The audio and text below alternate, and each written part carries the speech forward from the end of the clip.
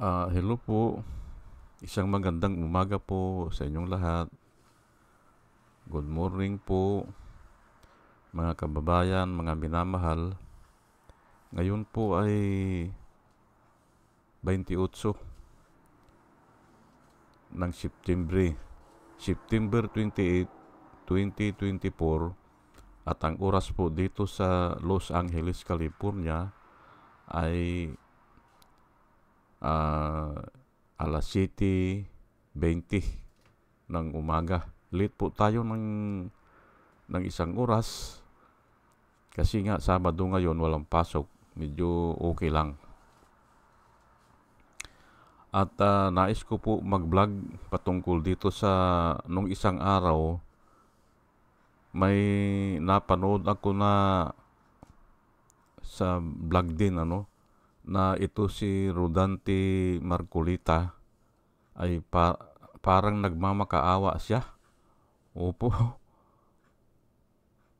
At nakikiusap siya. Opo. Diyan sa committee ng Quadcom committee. Yang aywan ko kung ano 'yun, basta saglit lang na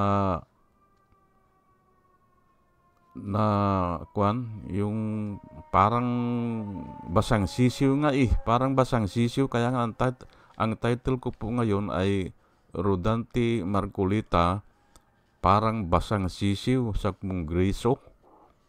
Ayan po ang nakita ko. Kaya gagawan ko ngayon ito ng content. Opo. Kini-question niya kasi o gusto niyang magsalita dun sa committee. Ay sabi nung committee members ay hindi ka na member, sabing ganun. Hindi ka na member dito, sabing ganun. Ngayon ay sabi niya ay nagki-question ako as a member of the parliament, sabi niya, o ng kongreso. Sabi niya, ay doon ka kanya mag-complain sa plenary. O, ayun na. Hindi ba? Ang ibig sabihin ay hindi na siya pwede doon. Hindi na siya pwede magsalita o aywan ko lang kung kasi maikli lang yung napanood ko At iyan nga ang gagawin ko ng, ng content po ngayon. Opo, Rodante Marcolita, parang basang sisiw sa kongreso. Pinipilit pa niya ang sarili niya pero ay hindi nata siya pwede. Aywan ko lang kung members lang talaga ang pwedeng magsalita o members ng committee po kasi member din siya ng ng kongreso as a sagip pala yan, sagip party list. Oh, ay yan ang pag-uusapan natin ngayon. Mga kababayan, mga minamahal. Ito po tinanggal po siya sa 5 committee as a member. Yung iba ata may vice chairman pa siya Tinanggal po siya. Ito po yung mga committee na pinagtatanggal sa kanya as a member po yung Committee on Appointment, Committee on Good Government, Committee on Justice, Committee on Energy, and Committee on Accounts. Ayan po, 5 pala yan na pinagtatanggal siya. Ay walang natin kung ano ang gagawin niya dyan o ano ang remedyo niya. Ngayon, ang pinakamatindi po dito itong Committee on Appointment. Kasi lahat po dadaan sa kanya O 12 ata na senador, 12 din na congressman ang member nito. At napakalaki po ng power nito. Kasi yung mapupromote na general, ganyan, dadaan sa kanila eh. Kung kaya yung mga university president ata eh, dumadaan dyan sa kanila eh. Opo. O yung mga environment and natural resources, ganyan, dumadaan po sa kanila yan. Kaya napakalaki po na kuwan yan, yung power ay tinanggal sa dyan, hindi ba? Ngayon ay ang masasabi ko lang dyan ay sumobra kasi eh. Sumobra po ang kayabangan nito ni Marcolita. Magaling siya magsalita. Magaling at yung maghayag ng idea na isusunod-sunod niya eh. At yung mga salita niya talagang angkop. Kaya magaling siya magsalita. Pero kung pag-aralan mo talaga, yung sinasabi niya, walang laman. Opo, walang ibig sabihin. Katulad yan, yung sinisita po, example lang po ito, sinisita yung budget ni Sarah. Ang sabi niya, lahat naman kanya yan, may confidential fund, lahat imbestigahan na natin. Bakit si Sarah lang? Yun ang sabi niya, may point siya, may puntos siya. Pero kung iimbestigahan po niya lahat, ay matatapos na po kayo dyan. Baka kukulangin ang 3 taon para imbestigahan lahat. Ganun po yan. Kaya wala nga laman walang laman. At yan din ang nakikita ko doon sa mga sinasabi ng mga vloggers ng mga DDS. Bakit daw yung confidential fund ni Kon hindi sinisita ni Pangulong Marcos, hindi ba? O kaya yung mga confidential fund din ng mga local executive. Yun ang gusto nila. Ganun din ang sagot ko. Kung iimbestigahan yan, ay baka abutan ng 10 years yan. Hindi ba? At yung nga pala na may kwento, hindi ba yung highway patrol, ay dito ko narinig yan sa Amerika Opo, na may highway patrol ay hinuli niya yung over speeding. Hinuli niya sa highway. Ay sabi nung tao, ay marami kami kanyang nag-over speeding. Sabi niya, ay aywan ko kung 6 sila o 7. Ay bakit kanya ako lang ang huhulihin mo? Sabi ganun. Ay ang sabi naman ng highway patrol, ay huwag kang mag-alala kanya. Sa ibang araw, mahuhuli ko rin sila. Ayun hindi ba? Sa ibang araw, sabi niya, mahuhuli ko rin sila. Sabi niya, ganun po yan. There is a time for everything. Opo. Ngayon, ay ang isa sa kwan din, kaya sinabi ko na sobra na ito si Marcolita, at bagay lang yan na tinanggal sa dyan, yung nga, parang nagmukhang basang sisiw sa dyan. Kasi maalala nyo mga kababayan, mga minamahal, kung papaano siya nilakad niya na ipasara ang ABS-CBN. Ayan po hindi ba? Ay kalukuhan na po yan hindi ba? Sabotahe po yan ng ekonomiya na ang isang 11,000 atang naapektuhan na nawala ng trabaho. Yung pamangkin ng misis ko sa pinsan, accountant dyan natanggal dyan sa ABS-CBN. Kaya galit lahat ang tao, lahat ng kamag-anak kay Marcolita. Hindi ba? Sino man yung nagpakana niyan kay Kibuloy. Ay naku po.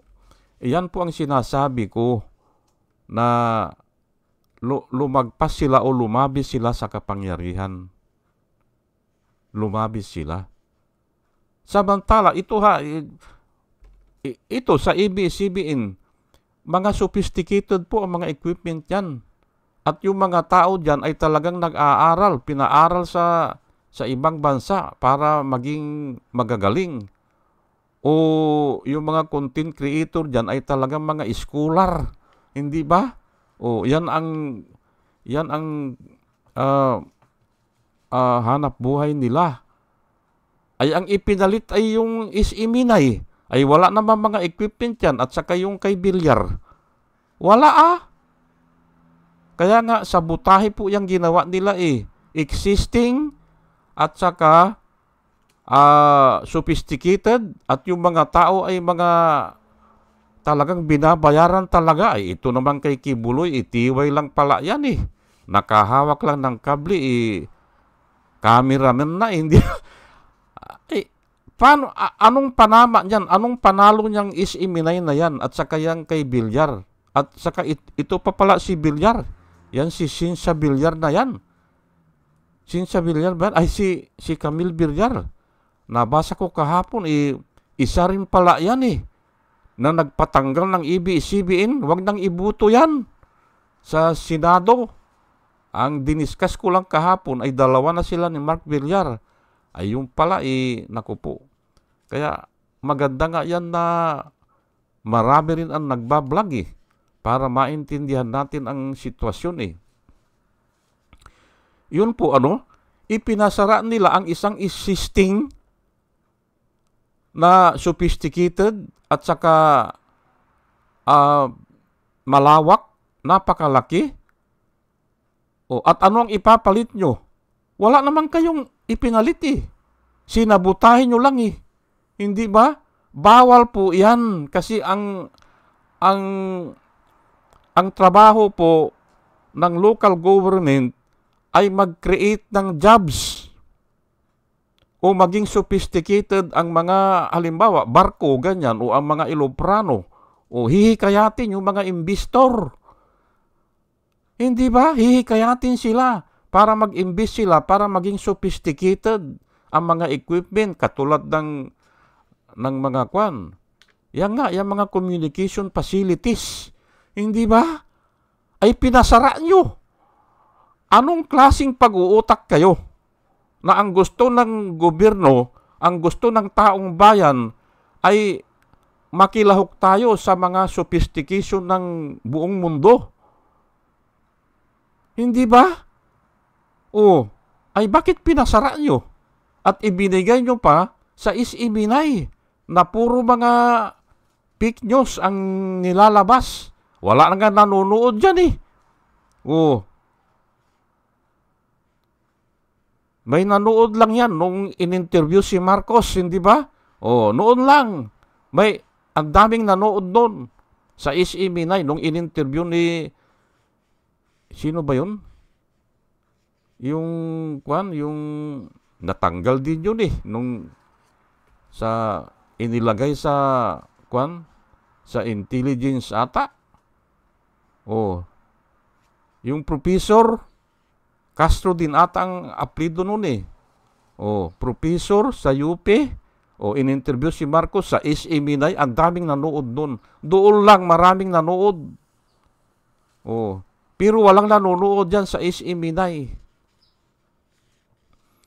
Ngayon ay ang pangalawa ay itong bago ako pupunta dito sa pero alam ko itong Bible verse ay natalakay ko na ito pero hinabaan ko na para mas maintindihan po natin.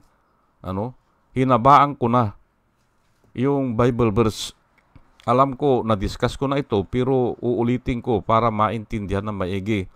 Ngayon ay sinusuportahan ni Marcolita itong si Sara Duterte na ayaw mag-take ng oath. Ay hindi mo po mailalaban yan. Mahirap ilaban yan kasi nga yung take an oath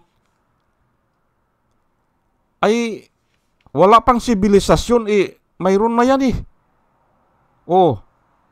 tradisyon na po yan o customary na po yan. Anong ilalaban ng customary mo?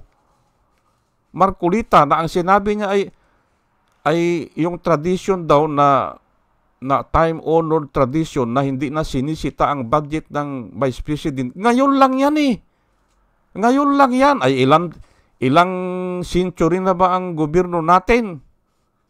Ilang century? Ay itong take an oath, wala pang sibilisasyon, mayroon na ito eh.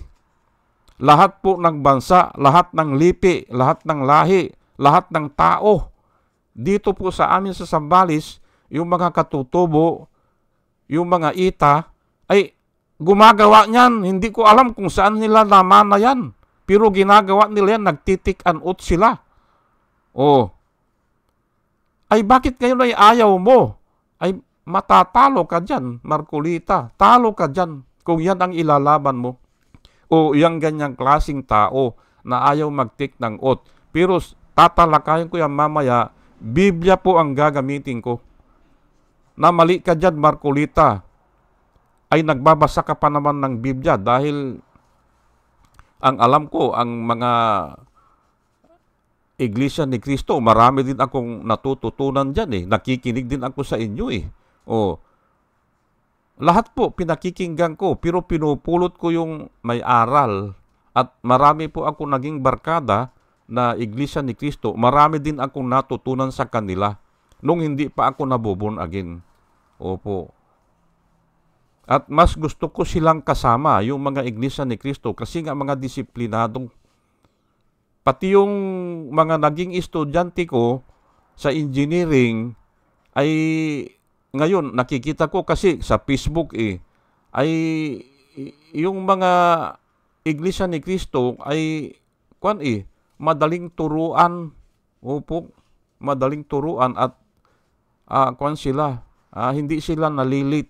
Yun up to date sila sa pagpasa ng mga requirement ganun. Kaya disiplinado po ang mga Iglesia ni Cristo. Pero pagdating po dito, mali ka dyan, Marcolita. Mali ka dyan. At ito nga, sasabihin ko naman sa inyo, pero bago ko ipagpatuloy po, ay hayaan nyo muna na salamat po dito sa mga sumusuporta po sa atin. Nais ko lang pong banggitin ang kanilang pangalan at tuloy pasalamatan na po. Salamat po sa inyong lahat. Ito po sila, si Pussycat, batch number 2 po ito, si Doris May, si Antonino, si Ronel, si Ibe Cumpio, si Joey Valenzuela. Salamat po sa inyong lahat. Third pangatlo, User Indy, Parot, Pabs Naranja, Romel Solier, Padua Lloyd Trabiel, Andre Sanario, Jonah Canao, Rosana Kawili. Salamat po sa inyong lahat. Ber Orozco, Ernie Calyago, Christine Joranas, Digna Umali, Joel Antan, Jose Labir Niabot, Andy Gimpaw, Yoser GH, RC Guillermo, Joseph Angelo, Mayra Medina, Rafael Aquilato, Mayit Hensyo, Dio Yanong, Bilya Laginyo, Mr. Yang Toy, Emilita Roa, Monica Dongsao, Richard Jamura, User KK, User XQ, Nelson Nukop, Salvacion Akisar, Sinaida San Andres, Joey Chavez, Ramon Junior Rojas, Hael Villarreal, Rose Jack Normi, Arnel Araujo, Vicente Tablati, Sweet Potato, Coco Guid, Orly Nunez, Estrella Rombano, Arian Mendoza, Nieves Olaveris, Aldrin Impalmado, Malaya Mendoza, Rolando Dordas, Mer Cabrera, Rolando Oliver Mamon ng Lapas Iloilo, Ana Marie Aldisimo, Eli Casli, Maria Rivera, Marudaan, Manuel Diwa, Arvin, mga bago po ito, Arvin Silot, Mila Kuamag, Chicken Farmer TV, at saka yung huli si Online Piccolo. Salamat po sa inyong lahat.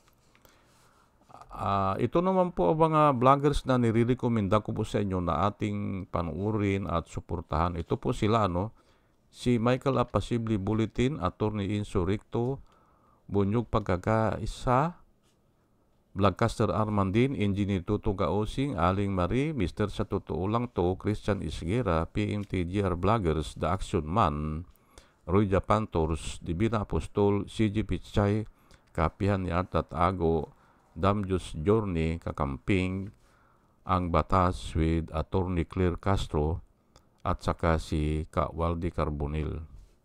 Ayun, kanina pinanood ko na naman si Ka Waldi Carbonil. Maganda yung talakay niya doon sa yung umamin na 2 pulis na inutusan sila ni Garma at saka ni Colonel Leonardo ata yon para patayin yung attorney ng PECS ko, board member ata yon o retired brigadier general o PME class 1983. Nako po, ay grabe po yan. Ayan po ang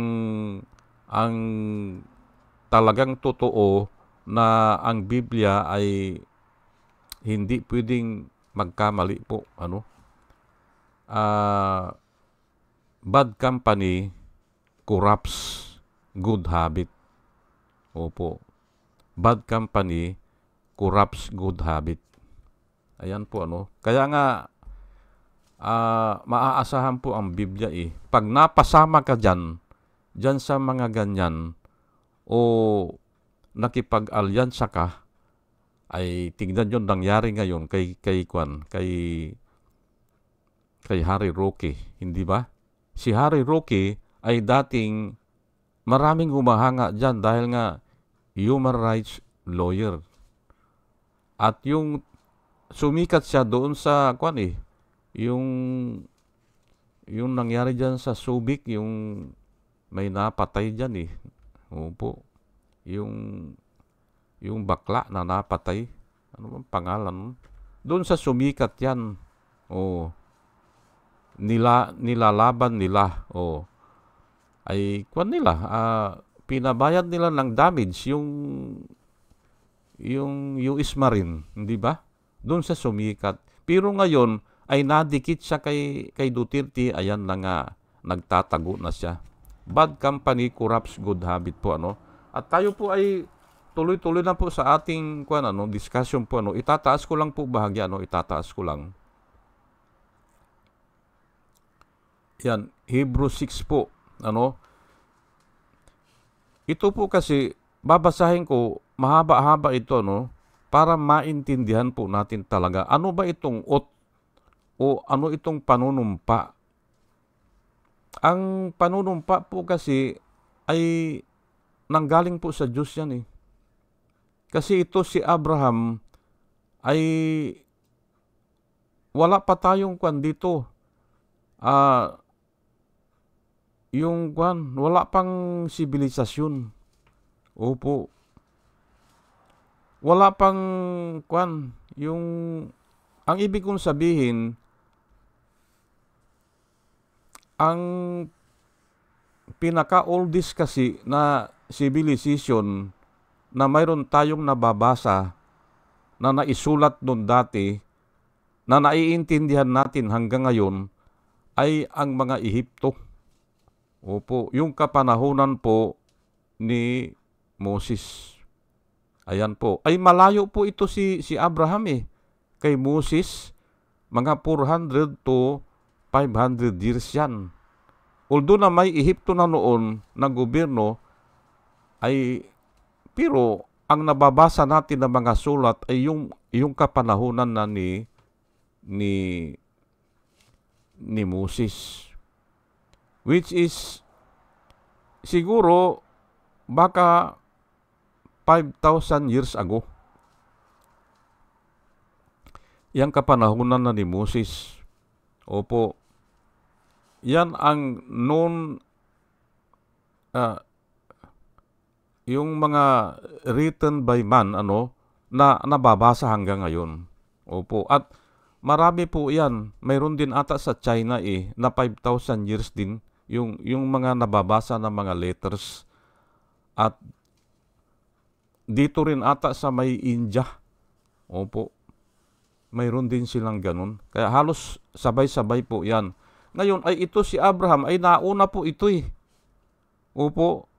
Pero nakarecord po sa Biblia na nanumpa po ang Panginoon nanumpa kay Abraham o sa kanyang sarili nung nakipag-covenant siya kay Abraham o nung nag-promise siya kay Abraham. Nanumpa po ang Panginoon at dyan po nanggaling palagay ko ang panunumpa. Kaya hindi po pwedeng baliwalain yan. Ano po ang purpose ng panunumpa? Ipapaliwanag ko na lang po bago ko basahin para mas maintindihan natin ang purpose nung panunumpa para alisin yung mga agam-agam, para alisin yung doubts o yung mga arguments at masettle na yung issue. Yan po ang purpose ng panunumpa. Hindi pwede na pipilosopuhin yan na ay hindi naman ako witness Kalukuhan po yan. Piloso po yan na ay hindi ka nga witness. Ay ano ba ang salitang witness? Ay ngayon lang yan Ngayon lang yan. At saka iniiba-iba talaga ang salita para hindi masakit. Ang tawag na ay resource person o person of interest. Yung akusado, tatawagin nilang person of interest. Nababago-bago po yan. Pero iisa po ang ginagawa niyan. Ikaw ay magsasalita, ikaw ay magtitestify. Kaya ikaw ay manunumpa. Yung witness at saka yung resource speaker, parehas lang yan na magtitestify o magsasalita sa harapan ng komite. Wala pong pinagkaiba yan. Ngayon ay piloso po nga ang tao, ay hindi naman ako kanyang witness ganun po yan. Ganun po katigas ang ulo ng tao. Ganun po kapiloso po. Ganun katalino ang tao. Ay baka nga sabihin niya na wala namang sa batas na ako kasi ganun din ang mga pilosopo Nasaan dyan, sabi niya, ang pangalan. Ganun hahanapin nilang pangalan Ganun po yan. Nasaan daw ang pangalan ng Pilipinas sa Biblia? Kasi inaangking nga na ang Pilipinas ay malayong lugar na mga pulo. Ayun na, Pilipinas yan. Piloso po nga yung iba. Ay nasaan dyan ang pangalang Pilipinas? Ganun po ang mga tao Humahanap po ng mga, aywan ko lang pero para mas maintindihan po natin, ito na, basahin ko na when God made His promise to Abraham, since he had no one greater to swear by, he swore by himself. Ayan po, hindi ba? Wala ngang mapagsumpaan Kaya, siya ay sumumpa sa kanyang sarili. Ang Diyos po sumumpa sa kanyang sarili nung nakipag-covenant siya kay Abraham. O nung nagbigay siya ng promise. Ayan po, maliwanag po yan, Wala pang sibilisasyon, mayroon na. At Diyos mismo ang gumawa. Kaya nakopya po natin yan. Kaya nga kanina ang sinabi ko, itong katutubo dito sa amin sa Zambales, dito po sa bayan namin ang pinakamaraming katutubo, yung tinatawag natin mga aita o ita. Ay alam nilang magsumpa Hindi ba? Ginagamit nilang panunumpa Ay bakit nga ito si Sarah ayaw? Hindi ba? Kalukuhan po yan. Saying, I will surely bless you and multiply your descendants. Pero sa iba, surely blessings I will bless you and in multiplying I will multiply you. Yun po ang covenant o yun ang pangako na sinumpaan niya. And so Abraham after waiting patiently, nagkaanak si Abraham, 100 taon na at saka si Sarah, 90 years old na And so Abraham, after waiting patiently, obtained the promise. Ayun nga, no? Okay. 16. Na continuation yan ng Hebrews 6, Men swear by someone greater than themselves. Totoo ba yan o hindi? Ay totoo po yan. Ikaw ay nanunumpa sa tao na mas mataas sa'yo. Normally lang yan. Standard yan. Standard yan. Ikaw ay nanunumpa sa tao na mas mahigit sa'yo o mas mataas sa'yo. Ngayon, ang tanong ko, ito ba si Sarah, siya na ang pinakamataas sa Pilipinas? Kasi ayaw niyang sumumpa Hindi ba? Ayaw niyang sumumpa. Ay, baka lang inaakala niya na mas mataas siya sa mga congressman. Baka lang. Na pwede naman kasi ay vice president siya Pero sa usapin po ng budget o sa usapin po ng paglalaan ng budget, mas mataas po ang Kongreso. Kasi trabaho po nila yan na i-scrutinize yan bago ibigay ang budget. Ganun po yan. Men swear by someone greater than themselves. Under oath serve as a confirmation to end all arguments. Ayan po, hindi ba ang linaw Ang linaw po ng Biblia, hindi ba? Para mawala na yung mga arguments na yan o mga doubts na yan, manumpa ka. At sa panunumpa po, ginagamit po ang mataas na tao. Ayan po, ay Diyos nga sumumpa sa kanyang sarili hindi ba? Kasi wala siyang pwedeng sumpaan Alangan naman na susumpa siya dun sa bato o dun sa punong kahoy. Hindi po. Walang ganon, hindi ba? At saka yung oath is administer, sabi dito, under oath serve as a confirmation to confirm yung sinasabi mo. Hindi ka lang nag-promise kung hindi nanumpa ka pa. Opo, para sigurado, hindi ba? Ano bang ginagawa diyan sa panunumpa? Na ikaw ay magsasabi ng totoo, hindi ba? At lahat ng sasabi mo ay totoo lamang. Tapos yung huli, please help me God. Hindi ba? Lahat po gumagamit ng Diyos. Kasi nga ang Diyos ang nakakaalam lang Kahit na ikaw ay ita, kahit na ikaw ay banyaga, kahit ay may Diyos Basta sinabi po natin na Diyos na lumalang ng langit at lupa, yan na yan. Alam niya yan ang nangyayari. Alam niya ang buong pangyayari. Kasi kung nagsisinungaling ka, kasi nga ganun, ginagamit ang Diyos. Kasi nga kung nagsisinungaling ka, pwede kang parusahan ng Diyos Yan ang ibig sabihin yan. Kasi walang lingid sa Diyos. Ang mata ng Diyos ay abot saan mang dako. Kaya ganun. Ginagamit natin ang Diyos sa panunumpa. Hindi lang natin alam kung yan ay pinaparusahan na sila ngayon kasi irreversible na po ang nangyayari Hindi na pwedeng baliktarin yan. Naikulong na si Kibuloy. Hindi ba? Nahuli na si Kibuloy, hindi ba? Si Harry Roque nagtatago na. Ay ito ngayon si Marcolita natanggal sa mga komite.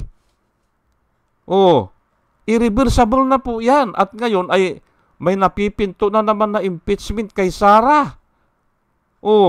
Irreversible na po yan. At ang gumagalaw na dyan sa palagay ko, sa paningin ko, ay Diyos po. Kasi nga doon nanunumpa Hindi ba?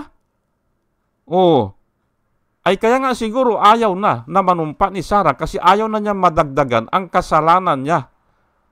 Ayaw na niyang dumagdag pa yan. Kasi pag nanumpa siya at hindi naman totoo yung sinasabi niya, ay madadagdagan yan. So, when God wanted to make, tika muna dito muna tayo, ang purpose nga is to end all arguments. O, bahala na ang Diyos dyan, hindi ba? Pag nanumpa na ang tao, hindi ba? Ganun naman yan eh. O, ngayon, so, when God wanted to make the unchanging nature of His purpose very clear to the heirs of the promise, He guaranteed it with an oath. Ayan po ay nag-promise po ang Diyos hindi ba? Katulad din ng tao ay kaya nanunumpa ay may sinasalaysay siya o may promise siya. O may gusto siyang patunayan. Ganun po ulitin ko lang when God wanted to make the unchanging nature of His purpose very clear to the heirs of the promise, He guaranteed it with an oath. Saan galing po ang oath? Sa Diyos po, hindi ba?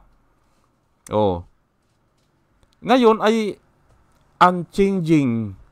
Ang Diyos po talaga ito pala, inulit na naman dito i-discuss ko na sana Sa 18, thus by two unchangeable things in which it is impossible for God to lie. Ayan po mayroon daw dalawa na unchangeable things about God. May dalawa. Pero bagamat unchangeable nga siya, ay nanumpa pa siya. Hindi ba? Ang tao nanunumpa kasi nga hindi tayo magtiwala dyan na sinabi lang niya manumpa ka sa harap ng Diyos. Yan po ang ibig sabihin yan. Thus, bagamat thus by two unchangeable things in which it is impossible for God to lie, yun ang isa. It is impossible for God to lie. At saka pang isa, hindi maliwanag kung ano ang sinabi dito. Pero nabasa ko na isa yung sa dalawa na sinasabi dito, there are two unchangeable things about God. Yung it is impossible for God to lie, at saka it is impossible for God to change. Opo, yun po ay ang tao kasi ay iba-iba, hindi ba? Nag-iiba po mamaya sa ibang party, mamaya naandun sa kabilang party. Ganun po ang tao Pero ang Diyos po hindi Ganun ang ibig sabihin dito we have played to take hold of the hope set before us, maybe strongly encouraged. Ayun, ang ibig sabihin dito yung hope ay tayo ay maliligtas o tayo ay makakapunta sa langit. Yun po ang ibig sabihin dito. Dahil dyan sa promise na yan, na nag-take ng oath ang Panginoon. Ayan po ang sinasabi dito. Pero balikan ko po ikaw Marcolita, o para ito sa mga congressman hindi pwede na hindi mag-oath. Hindi pwede yan. Kasi nga ang purpose ay para kung hindi man natin alam kung nagsisinungaling siya, kung hindi natin mahuli na nagsisinungaling siya, paparusahan siya ng Diyos. Kasi nga, Diyos ang saksi sa panunumpa. Ayan po. Pero nga, kung nahuli natin na nagsisinungaling, halimbawa, sinabi niya, wala ako dun. Sabi niya, wala ako dun. Maya-maya na may nagsabi o na nadulas ang kanyang pananalita na naandun pala siya o nahuli siya nagsisinungaling, pwede siyang parusahan ng committee. Hindi ba? Kasi nag-take an oath siya At ganyan po ang nangyayari sa nakikita ko dyan sa investigasyon dyan. Ang kasinungalingan po kasi, hindi mo mamintin yan. Hindi. Kailangan mo ng another na kasinungalingan. Ay kung ang dami na yan, ay mahuhuli ka. Hindi ba? Kung ang dami na. Kasi malilimutan mo yung sinabi mo nung una At saka isa pa, may magtitistify na, oo, naandun siya. Nakita ko. Pero sinabi niya, wala. Wala si Duterte dun. Wala dun sa meeting. Wala. Ay kasinungalingan pula. Ay may nagtitistify naman na naandun sa meeting si Bongo at saka si Kwan. Ganun lang po yan O para maintindihan natin, binibigyan na po natin ng example. Opo. Kaya nag-take an oath para mawala yung doubts o kaya Diyos na ang bahala sa kanya kung nagsisinungaling siya. Kasi nga, limitado po ang tao eh. Hindi natin alam eh kung talagang totoo yan o hindi eh. Pero pag Diyos na ang ginamit, ay may kalalagyan siya. Ayan po. Yan po ang purpose ng oath. O sige po, hanggang dito na lang po, mga kababayan, mga minamahal, dalangin ko po na sana tayo magkaroon ng wisdom. At muli mga kababayan, mga minamahal, ay isang magandang umaga po sa inyong lahat. Good morning po, hello po, at salamat po sa inyong pakikinig. Salamat po ng marami. Salamat po.